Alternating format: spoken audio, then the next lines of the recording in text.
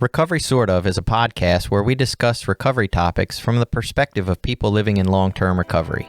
This podcast does not intend to represent the views of any particular group, organization, or fellowship. The attitudes expressed are solely the opinion of its contributors. Be advised, there may be strong language or topics of an adult nature.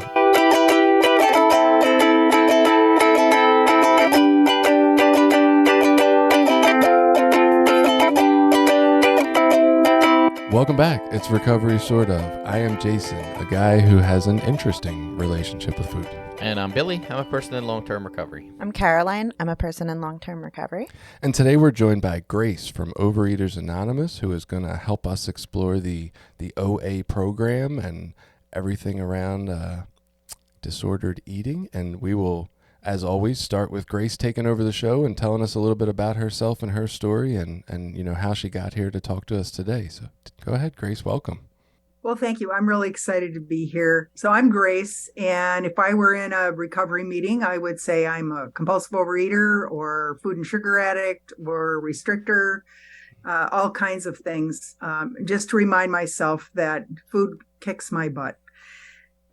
So I'm going to give a little overview on OA. Roseanne is our founder in California. She visited a Gamblers Anonymous meeting back in November of 1958. And over the course of a couple of years, she founded Overeaters Anonymous, and it became a 12-step program, and it was a focus on food. She went to GA and then asked the person there, do you think this would transfer to food? And he said, well, I don't know why not. And so then it became. And so January 19th of 1960 was the first meeting in her living room. So our dining room table. So it was very humble beginnings. So we'll flash forward 62 years and I'll give a brief overview of my story. So I had gone to another recovery group. I went to Alateen and then Al-Anon back in the 70s and 80s. So I had my exposure to recovery from that viewpoint. And but I look at my whole food history, and I think I was born with a flip-top head. I was always looking for food, scrounging around for food. And one particular thing when I was 4 years old, my mom was, shall we say, asleep on the couch, probably after imbibing in a few beverages. And I had been sick, but, baby aspirin back then was orange and fizzy. And I was all about texture and sensation or whatever. So I waited till she was asleep. And I climbed up on the stove, and we had the kind of stove where half of it had no burners. It was just a flat top. And I quietly climbed up, opened up the jar, sat down on the stove and ate it because I knew it was medicine. This was premeditation, and I was almost 4 years old. I remembered as if it were yesterday. So I ate those aspirin. Then I went and woke my mom up and told her that she had to take me to the hospital. I had eaten a lot of medication. So needless to say, she wasn't all that thrilled. And I learned later that back in the day, they used to have 100 count in medication for kids. And now it's 36 because that's the top level before it becomes toxic. So it was good. There was probably a few. I probably had at least 80. So, but they were good. Anyway, so that just gives you, the whole thing is it was premeditated. I knew it was medication, but I was going for that thrill, that fix. So my whole life, mine was always sugar, was my crack cocaine, shall we say, in the food world. Always going for it and doing whatever I could. And the thing is, I was just a sturdy kid. My weight didn't really show up until I was in my 30s. So, being a kid in the 70s, in 60s and 70s, we ran around, we walked everywhere. I mean, it's very different lifestyle than today. But it wasn't until I was 17 years old and I read in a magazine about anorexia. And I thought, well, that's kind of like what I have. I mean, I had tried that whole thing. And then in college, I had read a Dear Abby article that talked about Overeaters Anonymous. And my whole thing with food is that that's all I did. I dieted and overate and exercised and overate and hid my eating. And it was just never enough. And then I'd feel great remorse. It's like, oh, tomorrow I'm going to do it differently. And you wake up the next day and it's the same old, start down the slope. And I did the weird diets too. Where it's like, even when I gave up sugar, I noticed I felt so much better. But and then you start feeling good and you think, well, you just can't stand all that success. So, you're going to, go for it again. So that's what I did. And I first went into OA, when I think about April 1st, 1985, no fooling. And I heard them say that, sugar, like any other drug, one is too many, yet a million is not enough. And I just couldn't stop. And I thought, that's me. It's a whole thing. I couldn't stop. I couldn't stop obsessing. I couldn't stop eating. I couldn't stop chasing it. It was, the highlight of my life. And so at that time I went in at 150. I was in for about 5 years. I'm just going to say I got in a relationship. He didn't understand what I was doing. And, and we know there's a 12-step program for that. So anyway, I just kind of threw all my recovery to the wind. That's what I did. So then I went into a full 14-year relapse. So when I first went into OA at 155 pounds, and then when I went back in 2004, I went in at 260. So if people are listening overseas, that would be 118 kilograms. I stand at 5'5". I'm 140 pounds now, 63 kilograms maintaining. I've been abstinent, and I'll explain what that is, for 18 plus years, one day at a time. And I'm just going to say that Overeaters' definition of abstinence is the action of refraining from compulsive eating and compulsive food behaviors while working towards or maintaining a healthy body weight. Spiritual, emotional, and physical recovery is achieved through living and working the Overeaters Anonymous 12-step program. So the 12 steps are patterned after that of Alcoholics Anonymous. So we replace alcohol and we say food or compulsive eating. And when we say like the action of refraining from compulsive eating, okay, it's overeating, undereating, binges, grazing, preoccupation with diets, starving, excessive exercise, vomiting, diuretics, laxatives, and I've done all that. Oh, and fantasies about food. I mean, who needs sex? Just get your sugar on and you're good. But it's that constant preoccupation with food. And so it doesn't matter. Even though we say we're Overeaters Anonymous, we are from overeating to anorexia. We cover everything. It's just that back in the 60s, that's what the term was called. And now, we have everyone. I have friends who've done the whole gamut. I have friends who have burned all the enamel off their teeth because of their vomiting.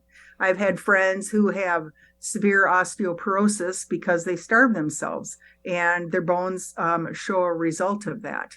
I'm going to have excess skin on me after losing, over 100 pounds, later on in life. And, oh, well, I'm just not going to do stomach modeling, so I gave up that dream. I'm good. But, I came in and just put the sugar down. That's what I did. And the cool thing about OA recovery program is you only have one requirement, and that's just the desire to stop eating compulsively. Plain and simple. There are no dues or fees. I mean, we ask for donations, to pay for the meeting room and, that kind of stuff. You buy literature or whatever, but that's it.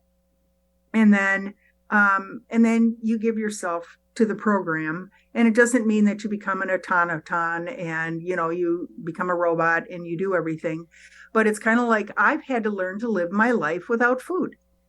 Oh, I'm tired. I have to eat. I'm excited. I have to eat. I'm over agitated. I have to eat. It was always going to the grocery store after work. It was like a hunting and gathering expedition. I would spend, an hour going up and down the aisles. What am I going for? What textures? Salty, smooth, crunchy, chewy, whatever. Get it all home, get it all prepared. And, it was like a flash 15 minutes, gorge, gorge, gorge, done. And then as I got older and as my disease progressed, I wouldn't get that high. I would get full before I'd get that high. And I would get ticked off about it because it's like I was cheated. And, that's where it shows. So now, I eat 3 meals a day.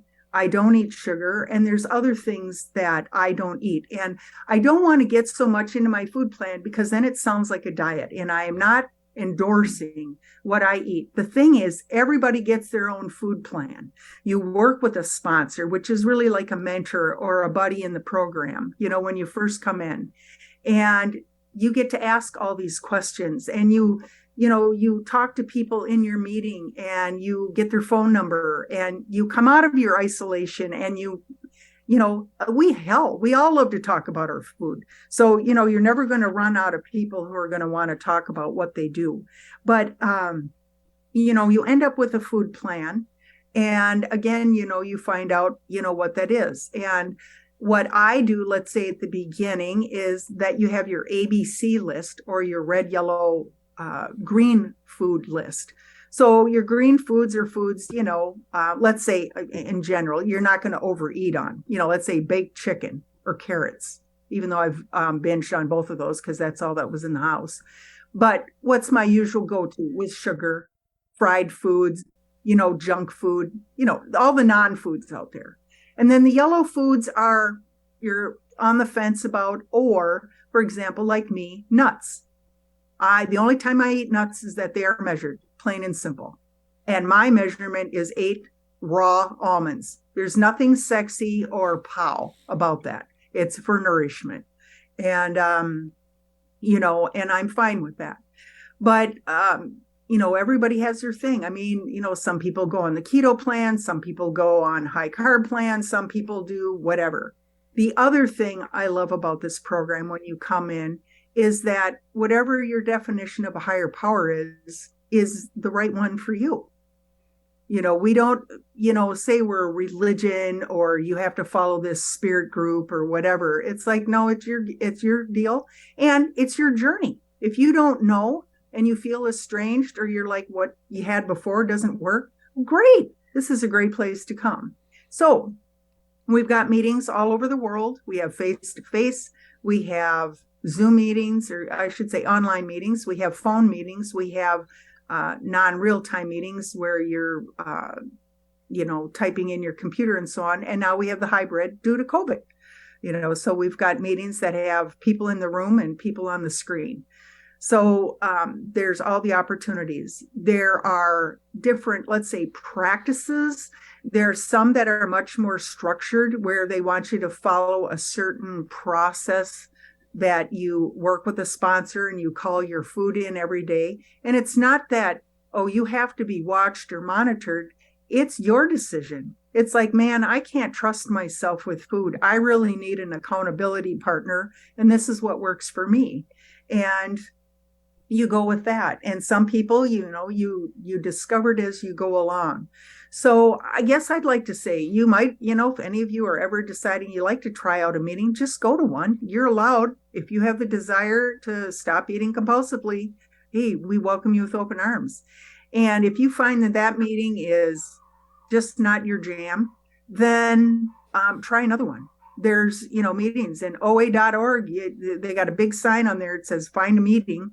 And you can find any time of the day, language. If you have a certain focus group that you really, want a safe group, and to you that would be BIPOC or LGBTQ, or all women, all men, 100-pounder losers, 200-pounders, et cetera. So there's someone and something for you. And, it's just stepping in and doing that. And I think for me, it's just it's just a great opportunity. And like I said, an abstinent from compulsive eating and compulsive food behaviors for 18 plus years this go around. And before, when I was in the food too, when I was on my diet, and then I was into bodybuilding. I was going to become, the next Ms. Minnesota. And until I went to a meeting at that time, and all they talked about the last 2 weeks, how they starved themselves so they could be cut and all of that. And then the day of the competition, when they were done, how they binged and purged. And I was in OA the first time, and I thought, I can't do that. That's not recovery. So, but I used to weigh myself 20 times a day, go to the bathroom, excel all my weight or all my air, breath, take my rings off. I'm surprised I didn't shave my head. I mean, that's how nuts I was then. Um, you know, and, so now it's like, I just have more calmness in my life, and things that used to bother me don't. And I'm not saying that you're going to throw everything to the wind. It's just that what's really important in life. For me, what's important in life isn't about, well, I have to look good and I have to be thin and, be super fit and so on. And now it's like, am I kind and loving towards people? And it doesn't mean that I can be stomped all over. It's like, am I a jerk? When I'm out in the world, or do I take people and just embrace people who they are? I mean, there's so many, as we know, look at all the recovery. I mean, there's all kinds of addiction out there. And it's like, I just look at it like we're all kind of one big family, in the sense that we all have something we struggle with. And isn't it great that there's a place we can go to and talk to someone else who gets it? We don't have to like over explain ourselves. We can jump into the middle of the story and people are like, yeah. Oh, I know exactly what you're talking about. And you feel uplifted, and then you get to live the life you really want to live. So I could go on forever, but it's been 10 minutes and I want to be respectful of time. So I'll turn it back over to you. That was an amazing introduction, Grace. Thank you. I mean, we've had so many really fabulous and informative guests from different programs, and I don't know, man, you're like, you've really shown through here this morning. It's been incredible. Thank you for all that information. I don't know that there's a right place to start for us or not, but I think one of the things that grabbed my attention and I found interesting was really this idea that grazing could be listed as a behavior that's not helping people, and maybe like, what is the definition of grazing? And I think you said that was part of what the program defined as not being okay, or was that for you personally? Well, I wasn't a grazer. I was kind of like a boar. I just went in there and, ramsacked everything. Like when they say ate like a wolf, I did. But they're grazing. I mean, here's the thing. If you are constantly thinking something isn't right about it and you want to always stop, with any kind of food behavior, and you think it's not quite right, then that's something to look at. So grazing, like the friends I've had in program who do that, would eat all day long, pick, a little here, a little there, but it's constant and it's continuous through the day. Every hour you're eating something. There's no beginning and middle and end. So like right now, my food, I have a beginning, middle, and end. I eat breakfast, and I weigh and measure my food. But again, I just want to point that is not the only way. Some people can do moderation. I can't. To me, a bowl is a mixing bowl. And I know that that's a little bit more than, let's say, the national dietary people say, you need. Another thing I think that really, I don't know, it didn't seem like you magnified this. You were like, my thing is I just had to quit sugar, and like almost minimized it some. And I'm like, that is a huge undertaking in our society, because there was a 6-week period that I chose to see what would happen if I didn't do sugar. And it's almost impossible to not have sugar, and it's everywhere. So like, can you talk more about how, like, the challenges of trying to take that on?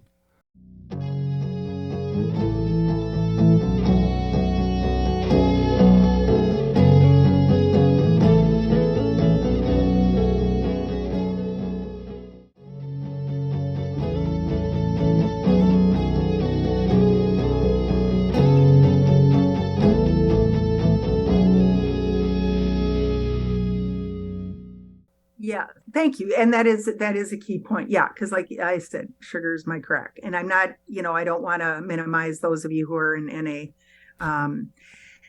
But the thing is, it is. I mean, I probably would have wrestled Christ to the ground. when I was in seventh grade, I don't know if you know what a sheet cake is. A sheet cake, this is for food wimps. It says it serves 96 people. Okay, that's food wimps, 1 inch by 1 inch squares. So That's just my torture. parents were teachers. Yeah, exactly. Yeah, it is. It's kind of like, really, why bother? So so I was, my birthday's the end of August. My parents were teachers. They bought a sheet cake for a family of 7. Okay, so no addiction there anywhere, that you would buy that large of a piece. I look at my normie friends, and anyway, I don't know how they subsist. But there was half of that sheet cake left. My sister started sharing it with the neighbor kids. I locked them out of the house, and I ate that half a sheet cake in 20 minutes, me and a fork. And then at dinner time, I sat and ate. I always ate at least 3 adult meals. So I had, my 2 pork chops, 2 baked potatoes, 2 helpings of salad. And again, I was not fat. I was not. I was just an average middle Midwest kid. And so yeah, that's the amount of sugar that I would eat. I mean, it was packs of cookies and packs of bags and bags. So giving up the sugar, because I did off and on, prior to coming into recovery, was hard, and I'd feel good, and my body would function better, and I wouldn't be so raging. I guess, I guess I just want to talk about what was my behavior. People would say, Meg, I think you have an anger problem. And I would say, no, I don't. I get angry just fine. So I didn't know how to be sad, but no, I was always, someone was out to hurt me. Someone was out to do it in, and whatever, though that was my mind frame.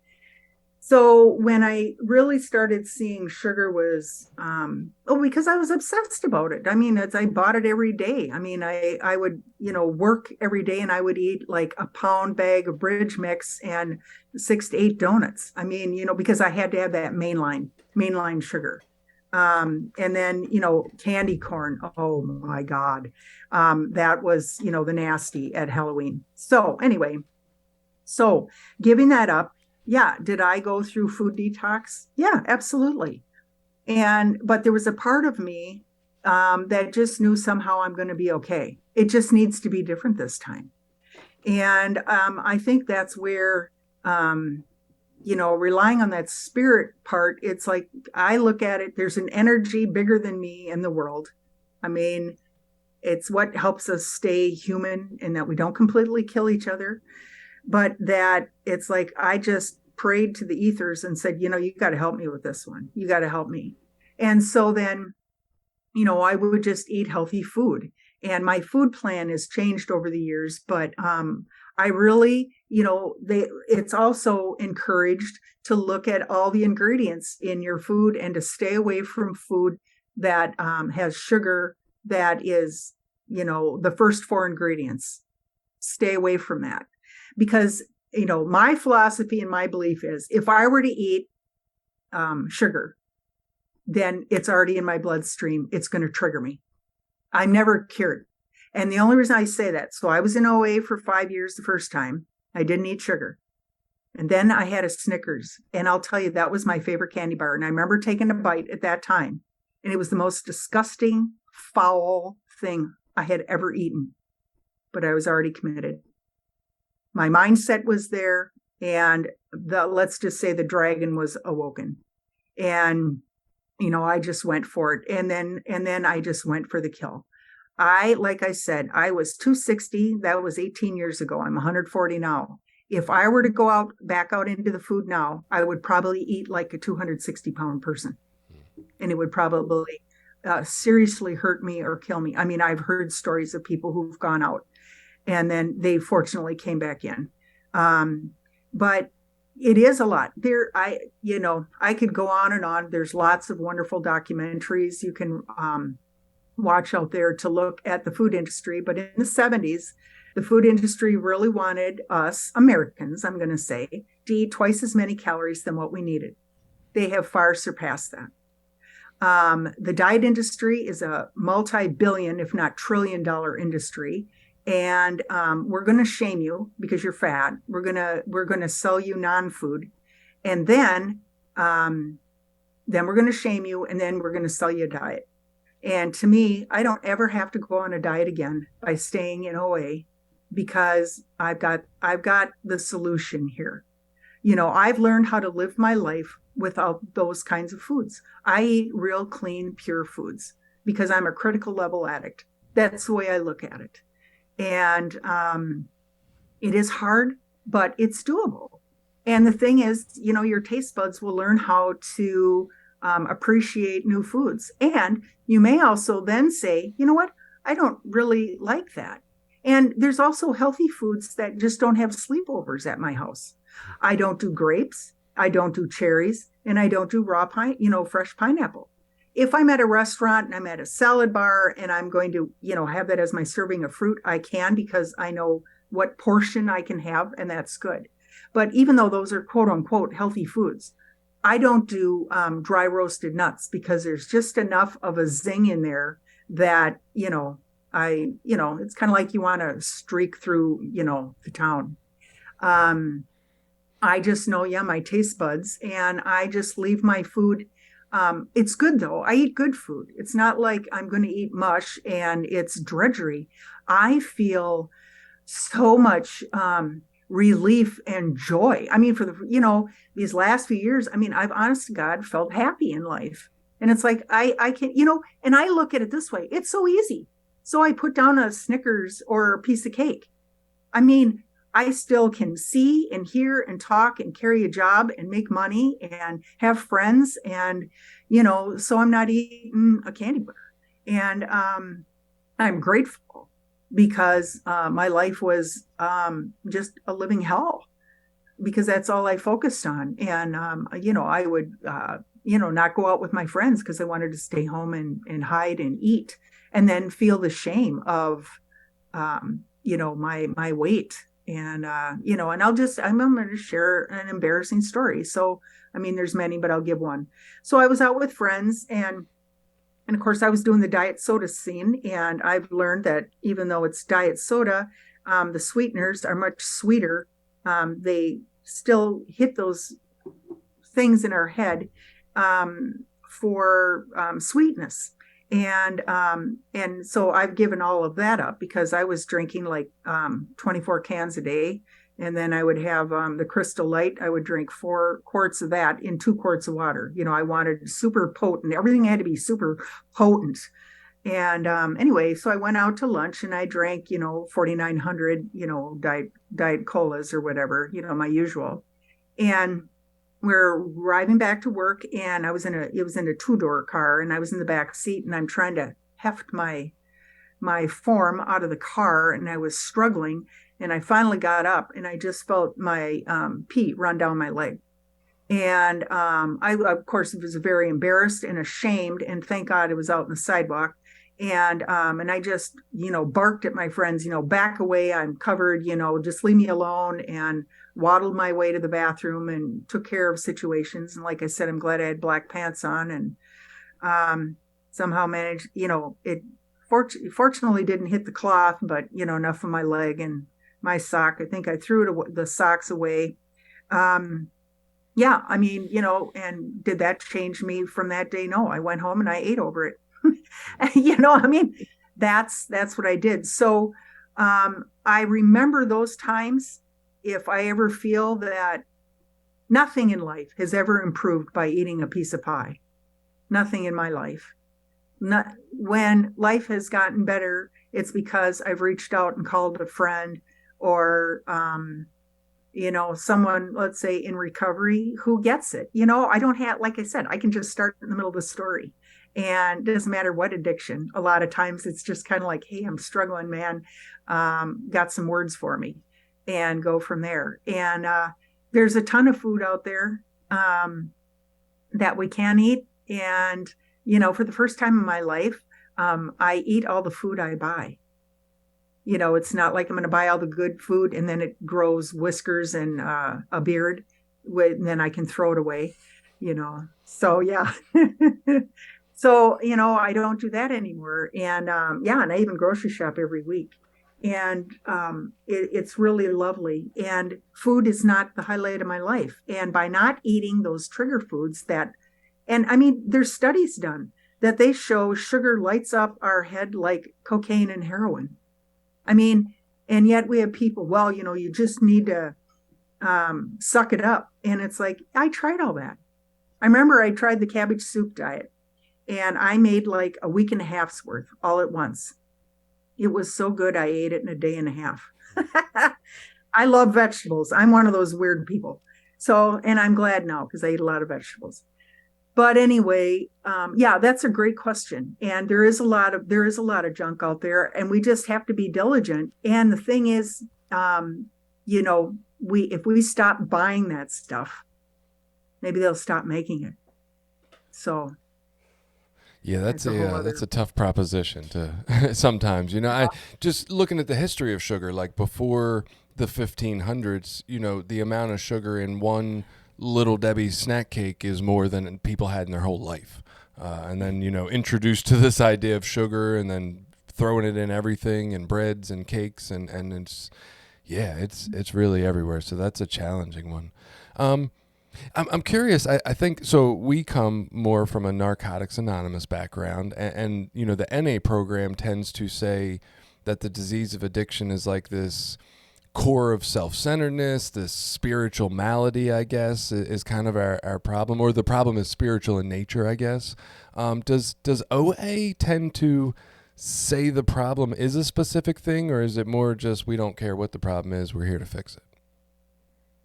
Yeah. I mean, we also say that, it's a spiritual, sickness and all of that. But it's kind of like, all right, so come on in and let's put the food down and let's go on with our lives. And, especially when I'm in my food, am I narcissistic and self-centered? Oh, absolutely. Because it's all about me. Mm-hmm. Everything was all about me. Everyone was mad at me, this at me, that at me. And now it's like, yep. Yeah, you are self-centered and, and got to have some discipline. And yeah, and here's some steps because I didn't know how to do it on my own. And this guideline gives me the freedom to do it the grace way, shall we say.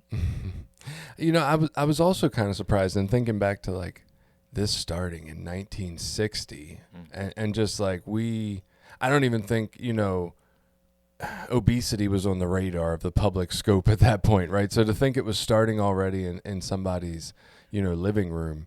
And then the idea that Overeaters Anonymous is for, and I don't want to use the term disordered eating, Grace, if that doesn't feel like it fits the program, but that's like the term I know to use. I guess I was not aware that Overeaters Anonymous was also for other versions of disordered eating, like anorexia nervosa and stuff like that. So that's interesting. And I'm curious, and you might not know this, but was it always that way? Like even when it first started, or was that kind of something that got included somewhere down the line?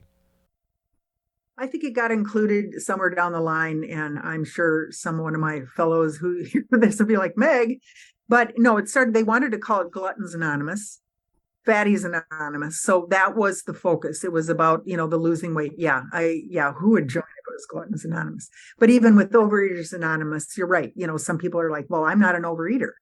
I've worked with people. I worked with a woman who ate half of a peanut butter sandwich a day. And she was in her mid-40s and had severe osteoporosis. And she couldn't stop. I mean, that is disordered eating. It is.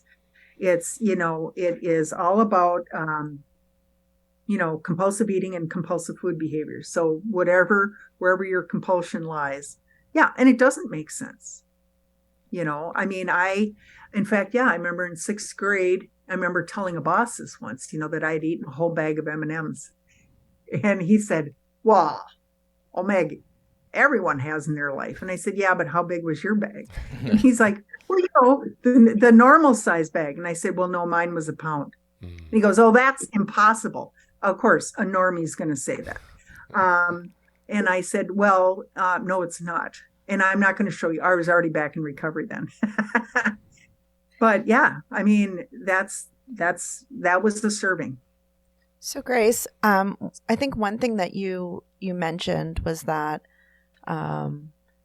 this program potentially is for anyone that thinks they may have an issue or has any kind of concerns around their eating behaviors.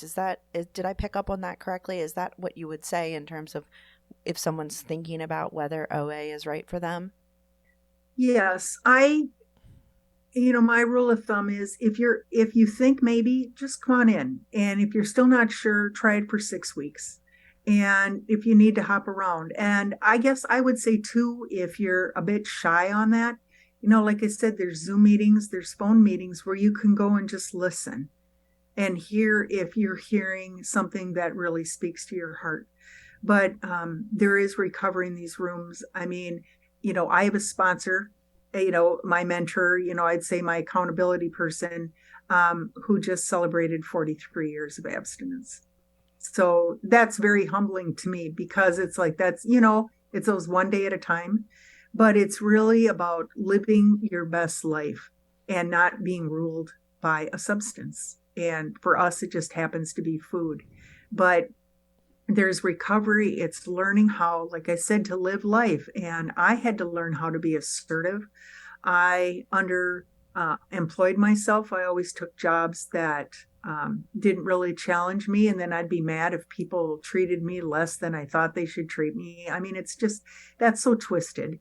And now it's kind of like, well, because I'm sober, I'm clear-headed, and sugar clouded my head. And that you'll find recovery in these rooms. You'll find people who are struggling. I mean, in all 12-step rooms, but, as a person I work with is like, stick with the stickers, stick with those people who make it through day by day and give their best self and put the substance down.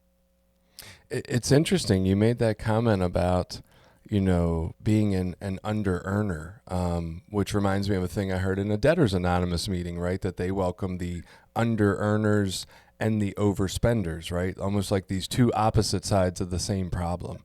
And then we talk about OA and how they help people who overeat, but also people who have disordered, undereating, I guess. And I was wondering, like, man, well, where's the opposite people for like NA or AA? Where's the people who are like, I'll never touch drugs? Like, maybe they need the same help we need, I don't know. Sorry. Just wondering why they're not there. You did mention something. You kind of gave a list, and I don't know that they were necessarily like spot specific rules to what do you guys call it sobriety? That's a good question. Yeah, we call it abstinence is our first term, Abstinence. but also sobriety. Okay, Yeah. so it sounded like there were some more specific guidelines around abstinence in OA, which is kind of fascinating to me, having gone to some sex addiction programs and learning of the, in a couple of them, there's not a strict version of sobriety or being abstinent. It's very much like, what are your problem behaviors, and let's just avoid those. And I kind of anticipated that OA would be more similar to that. So it was a little surprising. It feels like maybe it's more of a mixture of like, we've got some guidelines, but then also you create your own exact version of it. Can you I don't know. Just tell me a little more about that, I guess. Sure. That's a great question. And I think the thing is with food, it's not an absolute. We can't just not eat. And so everybody will have their own food plan. So, we kind of have three formats. We have the HOW format, which is honest, open, and willing, where they go to meetings and you call your sponsor every day and you commit your food. You say, this is what I'm going to eat, and you weigh and measure your food. And you also call other people in the program every day. And then you have a mixture of, the more structured approach to the more, we call it traditional, but, and I follow that format, the traditional format, in that, what works for me and my sponsor. But, what I do with, let's say new in program and who want to work with me is that I help them find out what their binge foods are. And, a lot of times, people know right off the bat, yeah, I can't seem to stop eating A, B, and C. But then you start finding out some other things. And the thing is, there's people who binge on rice. And then there's people who binge on sugar. And there's people who binge on salty foods. And there's people who binge on casseroles. And so it's like, okay, you can't say, well, no more, well, casseroles. I mean, it's like, that's where you work, I guess I do individually with someone to help them find what's going on. And then also we are encouraged to encourage people we work with to seek the help of a dietitian or nutritionist. And hopefully someone who's aware of Overeaters Anonymous, because there are still dietitians and nutritionists out there say that you can eat sugar in moderation. The majority of us cannot. I cannot eat sugar in moderation. I don't know what moderation is.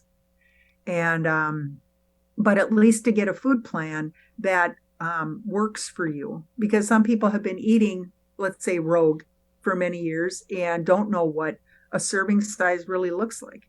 It's not a mixing bowl to my shock and chagrin.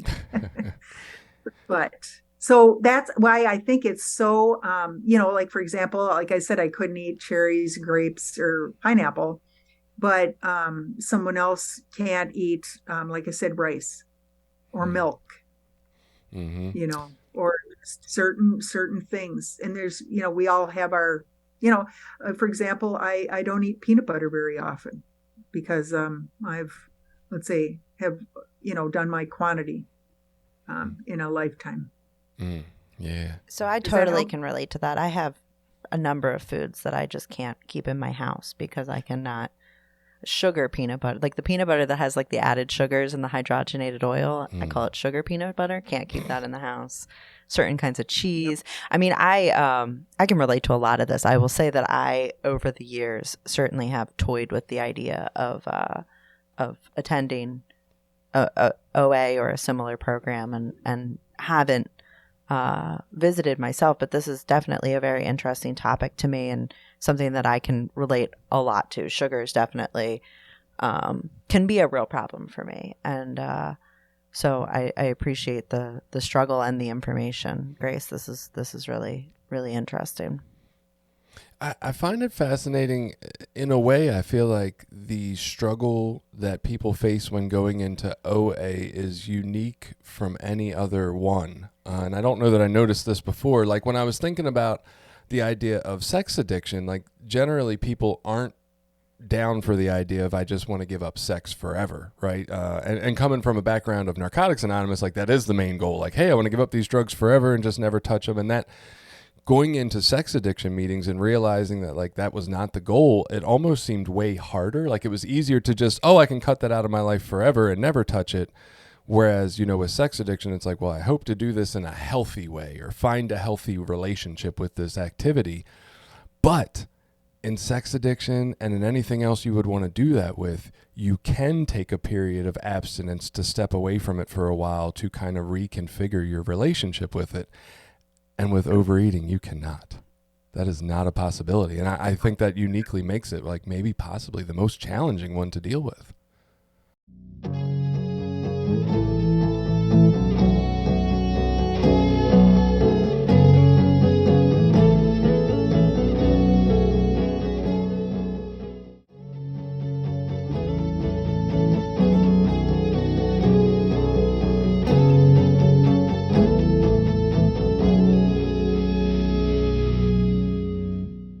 I'm going to agree with you on that one. And, not like, that makes me special or whatever. I think that's just the main struggle overall, because it can't be super clearly defined. Like Caroline, you'd mentioned, the cheese thing. I don't do cheese either because cheese and I, like I said, I've eaten some foods that have, satisfied a small nation, over a millennia. And yet, let's say Jason, if let's say I was going to work with each of you, and let's say Jason, like I can't do chips and I can't do pretzels and I can't do, your salty foods are your thing. And let's say Billy, let's say your thing is, you're the comfort foods, and so it's like, and that's why working with a nutritionist. So let's say Billy, yours is the comfort foods. And then that person's, hopefully that nutritionist is going to say, well, you can have bread, just once a day and whatever. And it's like, well, no, I can't do bread because I've passed the point of no return. We all have our foods, I guess, where we pass the point of no return. So now we have to find a food plan that doesn't have those foods in it. So for example, I don't eat artificial sweeteners anymore because I've had so many. I haven't had artificial sweeteners since 2006. Wow. And that means gum. That means soda and whatever. I no longer drink caffeine because I have those are those little fine tuning. And again, that's years in, So, and again, I'm just one person, one voice in this program, but it's like, it's a process, and you refine that over the years. And it doesn't mean that I wasn't abstinent then. I knew what my high octane, foods were, and I stayed away from those. And then as my body started healing and getting better, and I started feeling better, it's like, wow, the caffeine is not really doing it for me. I need to live my life differently. Like, oh, maybe get more sleep. Oh, maybe stop some of the stressors in my life because I'm not sleeping well or whatever, or instead of jacking myself up. Again, it's a substance. And yes, it's legal, just like food is legal. And I think too, with food, we have so much emotion tied with it. It's like you come to my house or you go to a family gathering, and it's like, Aunt Bertha gets all upset because you didn't eat her special bake. And there is so much with that. And again, this is just the world according to Grace. But it's like let's look at the Depression era. That's all we had. And World War II. That's all we had to give people was food. And we've carried that over into today, where we have an overabundance. We are encouraged to overeat. All of our advertisements, we are encouraged to, and we don't need to. And yet people, instead of saying, no, thank you, no, thank you. With my food plan, I bring my food with me to events because I eat differently than a lot of people. And I don't have sadness about that. And I'm like, oh, thank goodness, I don't have to worry. If I just take a little of this, and am I taking too much of that? Because that's where my mind went. And my life is just a lot easier. So we all find our own way. You're right. It's specialized. There's a main focus, but it's specialized. Well, so similar to that, for addicts, for most of us, as we get into recovery, it's a little easier to avoid like heroin or crack. Those are slightly harder to find. You don't see them at Wendy's. Yeah, alcohol, a little, less hard to avoid, but you still can, kind of places that are going to have it. But then in our society, like weddings, family parties, picnics, like all these things are so centered around food. Like, what kind of advice do you have for people around these social events? Like, how do you still have a social life but manage your diet plan or your plan? But all of those things that you just named, Billy, also are centered around alcohol. Weddings, picnics. What was the third Not one? always. Cookouts. Cookouts. Yeah. It depends. Like, I don't know. If you're around more Christian-centered people, I'd say not less so. as much. Yeah. Yeah. That was sorry, I jumped in there. So Grace, if you want to answer that, but oh no, that's right. And that's a great question and great discussion. And the thing is, for me, I'm at a point, early on. Do my eyes get interested? Well, yes, but I just know it's not mine. The thing is, if I'm going into an event where there's soothers, whatever that soother is it food? Is it alcohol? And is there a little illegal doing under the table going on? Because there's all elements going on, or a little nookie in the back room. I am just going in, and if it's at mealtime, I will bring my meal, and people will gawk and, oh, what do you? Well, gee, that's a lot of vegetables, and and it's like, yep. And in my head, I'm like so grateful because I'm not focused on the food. I'm focused on the people. And I'm going to walk out clean and sober, basically. And I'm showing, maybe there's someone else in that event that's like, wow, well, I wish I could do that. And I'm not doing that because of that. My number one is that's what I need to do to stay clean. And I am still just so grateful to be clean that, but is it hard? Yeah. And so if you're new and you're working with your sponsor, your mentor, accountability partner, whatever, is that you talk about that before you go, you plan for it. And, if you feel you need to, again, it's your food plan is personal, or you work with your buddy, and, you come up with a backup plan. And maybe you save your, I'm just going to say something, just one basic thing. You save your apple to eat so that you don't feel like you're the only one who's not eating. Because it is odd. We are focused around food. We just are. And so when you do something different, then you stand out. And I'm a person, if people notice that, I'm fine with it. But I also have friends who are like, they don't want to be the center of attention. And so I'm going to speak to those people, is just find a way that that will work for you, that you feel, somewhat serene, and that you can manage this. And yeah, it is a learning. It is a learning. So I'm sitting here thinking, of maybe our listeners who are thinking that maybe they are struggling with some of these issues, but then hearing kind of what it takes to get to a healthy place, it could potentially be really daunting. And maybe because I'm thinking of that for myself too, right? Like this idea of like, oh my goodness, if I were to go to OA, I would have to give up all sugar and I would have to bring my own meals to events. Like that's a very daunting proposition for someone. But then as I'm thinking of it, it's like, okay, but like coming into NA, we say you have to give up all drugs. Even if you don't think that you have a problem with that marijuana over there, like you need to stop that. Alcohol is a drug. And so I guess it's really just about like when the pain becomes great enough, like what lengths am I willing to go to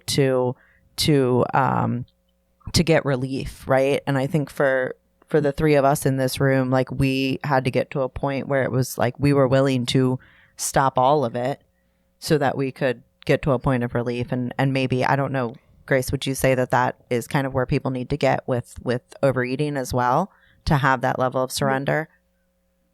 Yes. I mean, you can't see, I have tears in my eyes. There's a part, it's so humbling to be at that point, to be at that turning point and say, I'm done. And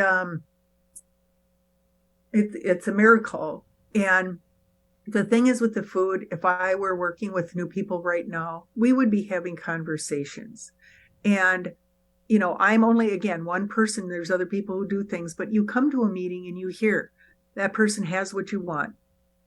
And you reach out to that person and you have dialogue with them and you find your process. I am not the type of person where, all right, that's it, you need to cut it out and so on. It's like, I'm the person to have you say what it is. What are your, red level foods? What are they? So that you have ownership and accountability to that. Because I'm not your mom. I'm not your babysitter. I'm not God. Thank God. And, we get to learn with this. The thing is with food, I think it's a slower burn.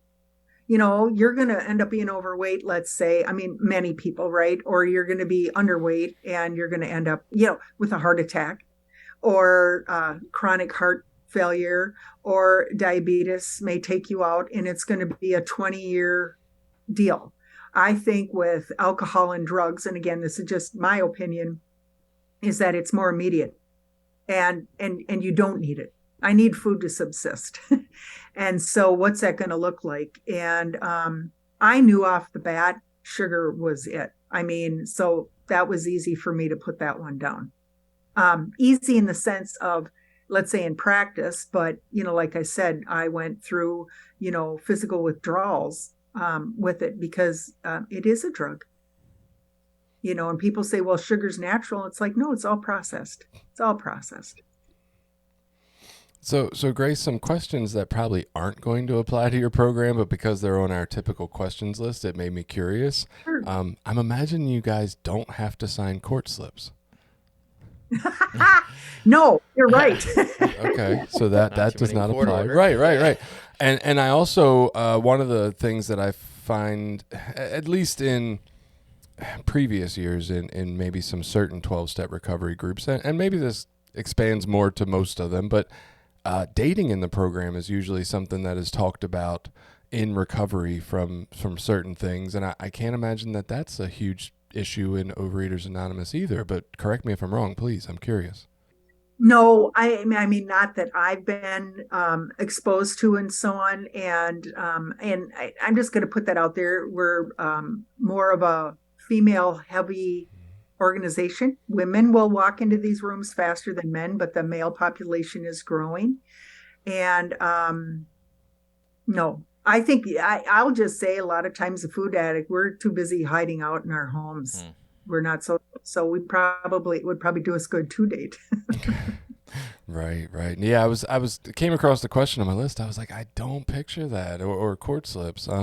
But you got a little bit into demographics there, which is another place I was curious about going. So it does, you're saying, seem to be more female than male in the meetings, even though that's slowly changing. What about age ranges? Do you see a pretty typical age range, or is it very varied? Yeah, it's usually, I would say, probably mid 40s are when people start coming in more because they see that the 87 diets they tried before didn't work. So maybe we'll try OA. And that's what I did. I first went in when I was 26. So, and I'm in my mid 60s now. But that's it. It's like, I'll try it, because I think I can do it on my own. Because there's a new book or a new diet or a new this or new that, and I'll try this. And I've tried it all. I've given up dairy. I've given up caffeine. I've given up sugar. I've given up, all of those isolated things. But the crazy was still there. And I imagine, as you mentioned, that slow burn idea, it's by then, so a lot of the health consequences are probably starting to catch up as well. Yes. So what about crosstalk? Like, I was thinking of this, and maybe it's a bigger question of just what does a meeting look like? Like, how is it organized or oriented? Typically, depending on what area you go to a 12-step meeting, you're going to have some kind of basic format of, like, either a speaker shares their story or it's a topic that everybody's talking about. There tends to be rules around crosstalk, even though I'm finding that's not as expansive to other programs as it is to maybe NA and AA. Tell us a little bit about that, like, meeting design and what it would feel like and look like for somebody, please.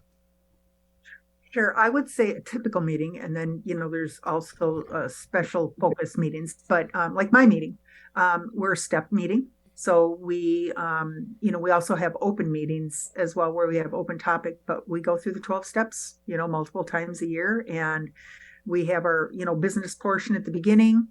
We have tools that that assist us and that we talk about that help us live our 12-step recovery program. And that is abstinence, action plan of eating, service, sponsorship, anonymity, telephone, literature, and writing. So there's 9 tools. And so we'll read a bit on that and share on it. And then a person will share on the step. So I'll say step 1, admitted you were powerless over food, that your life had become unmanageable.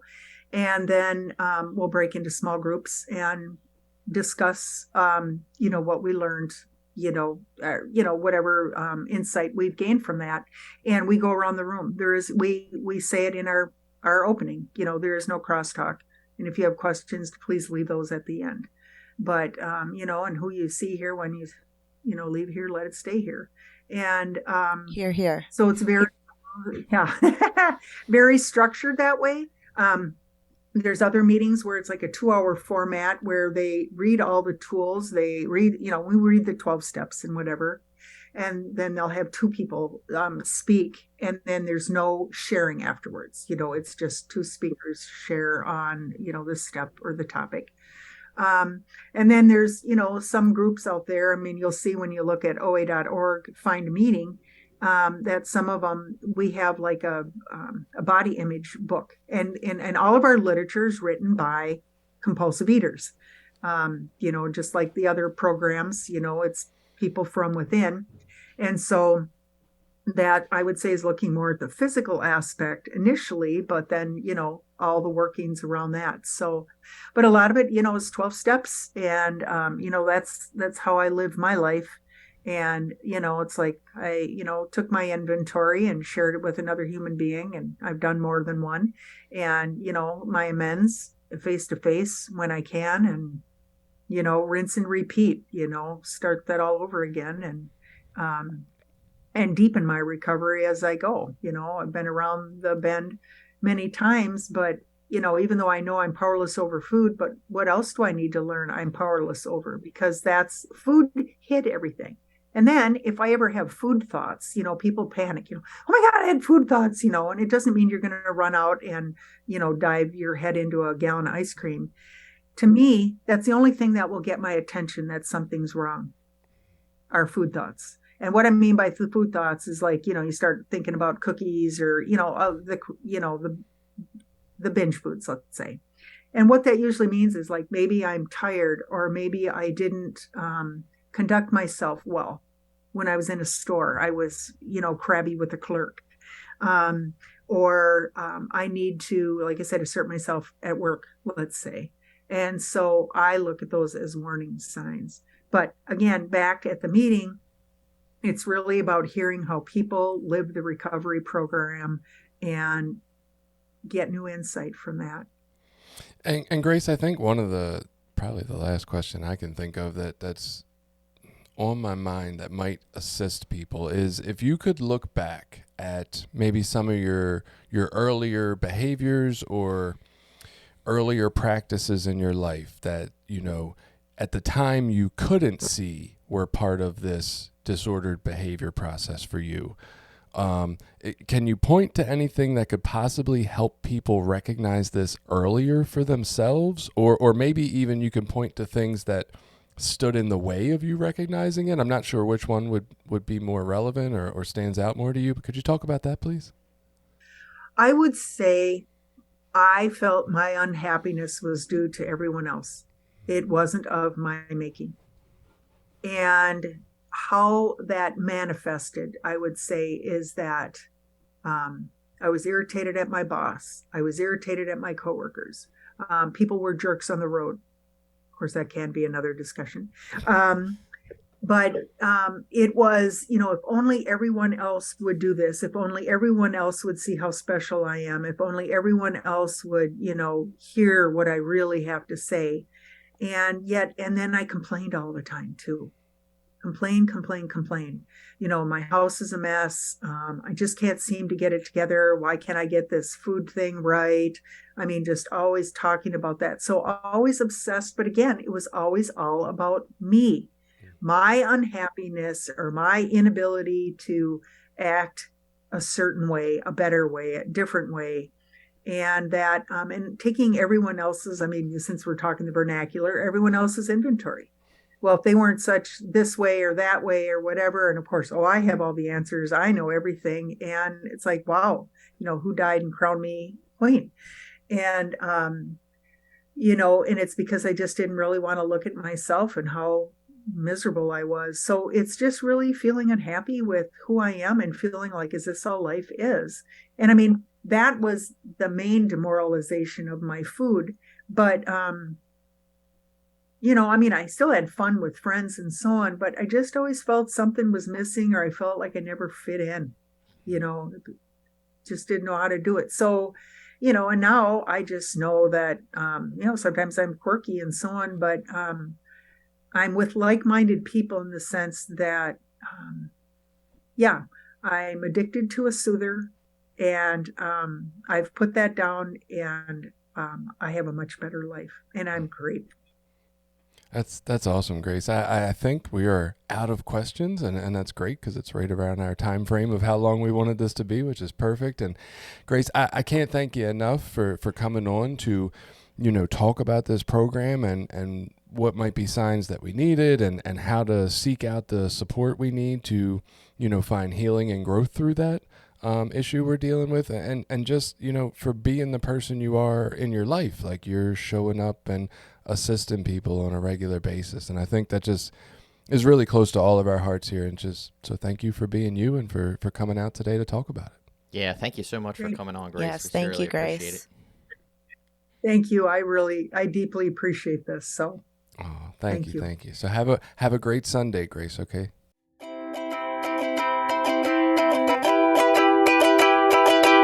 Did you like this episode? Share it with people you think might get something out of it. Check out the rest of our episodes at recoverysortof.com. Also, while you're there, you can find ways to link up with us on Facebook, Twitter, Instagram, Reddit, YouTube, anything. We're always looking for new ideas. Got an idea you want us to look into? Reach out to us.